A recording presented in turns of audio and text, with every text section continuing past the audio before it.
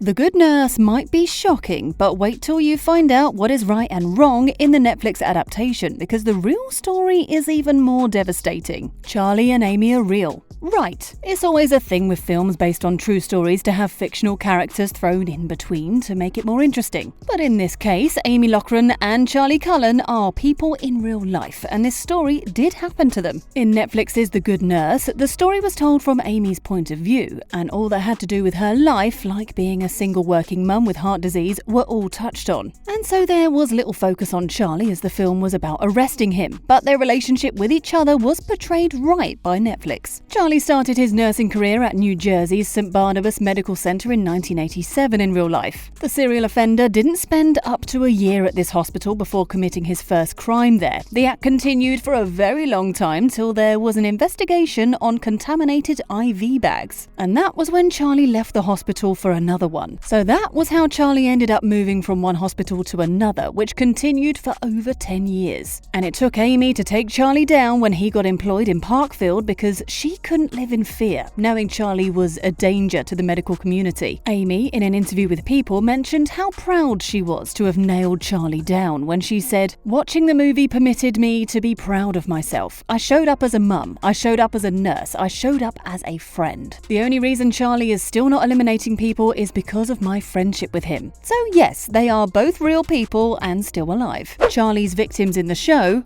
Wrong. Charlie indeed committed those crimes, and what's sad is that most affected families didn't even know about it because of how the hospital covered it up. So there are only a few victims identified, with many others unknown. But the thing is, Netflix might have used real names and events to play out Amy and Charlie, but the victims used in the show weren't real people, but a little generalized to show viewers what Charlie did. The show's screenwriter, Krysty Wilson-Cairns, said that the affected people and their families were fictional in the film because she felt it would be horrible to re-victimize them. And she added that she never got to meet the families or know them enough to tell their real stories. Krysty said, "So frankly, I would feel a bit dirty using their identities, and most people could not give consent because they were not alive. Or sometimes the families didn't know. In the case of a lot of Charlie's victims, the families still don't know. So using fake names and events are the only things unreal about the victims, but in real life there was a high number of them." Charlie's regular visits to Amy. Right. Amy had her troubles, especially with work, her children, and her health, and that was why she quickly bonded with Charlie, who came off as kind. They became great friends earlier in the show, and Charlie usually helped her around the house and with the kids' homework, so those were some beautiful moments in the show before the horror started. Krysty said this is true, as Amy and Charlie became best friends with each other, but this friendship started coming with its doubts when Amy began learning the truth about Charlie. Amy became scared of Charlie at this point and was trying to keep him off her house and away from her children. However, in one scary scene, Amy came home to find Charlie with her kids, and she froze instantly, looking for the right way to discharge him without upsetting him. And viewers were wondering if they were that close in real life for him to show up unannounced to Amy's house, and Krysty confirmed that a lot of that was very accurate. She said, "Amy was very concerned when she started working with the police that Charlie would find out and that she and her daughters would be in danger." Then she added that Amy started thinking of the stories Charlie claimed his wife made about him and worried they might be true. So she tried, like in the movie, to keep him away from her family. A grave was dug up.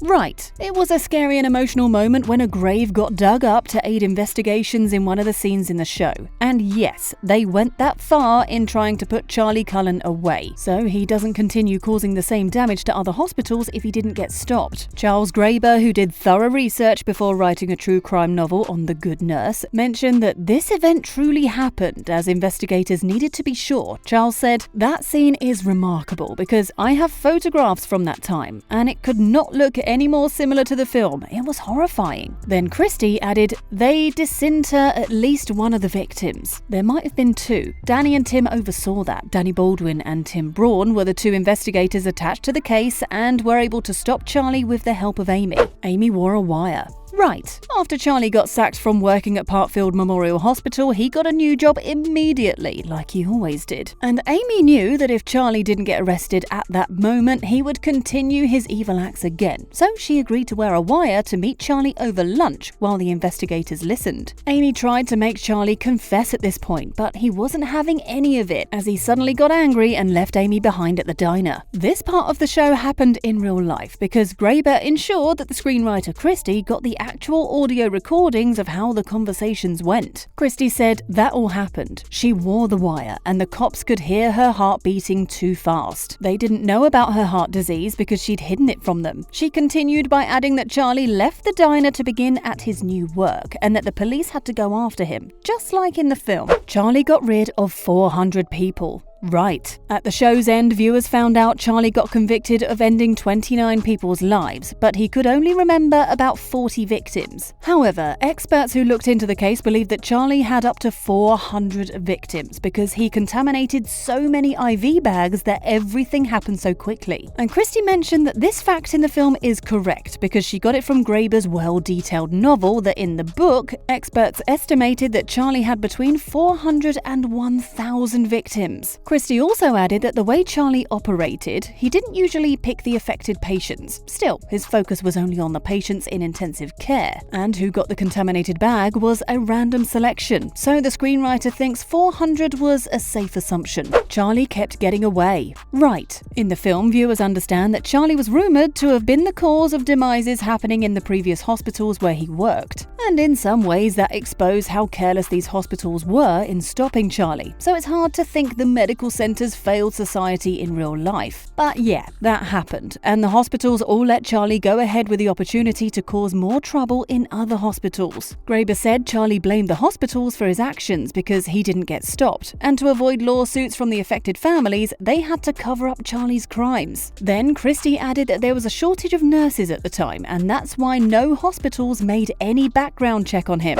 Amy needed a heart transplant. Wrong. For Charlie and Amy, and even the hospitals Charlie worked at in the show, they all had their secrets. But Amy didn't find it hard opening up about her heart disease to Charlie, and Netflix showed that her condition was so dangerous that the way out would be a transplant. According to the real story, this isn't true. Amy had a heart disease that could make her very tired quickly, but it was curable with medications, as there was no need for a transplant. So the show was wrong about this, and Amy's heart condition wasn't that destructive. Charlie's motives. Wrong. When Charlie was asked why he was doing that and what he kept getting from it, he replied by saying no one stopped him, and that's not enough answer to show his motive. So the film never revealed the real reason behind Charlie's crimes. But Graeber, who was constantly visiting Charlie in prison to know why he did that, said Charlie had more than one motive. Graeber said one of them was because he could. It made him feel special and empowered, and it blew off some steam. He didn't understand the human cost or care about it. And then his other reason was that he did it to put the suffering patients out of their pain. But Graeber added that Charlie only helped his own needs and not the wishes of the affected people. Charlie's mother story.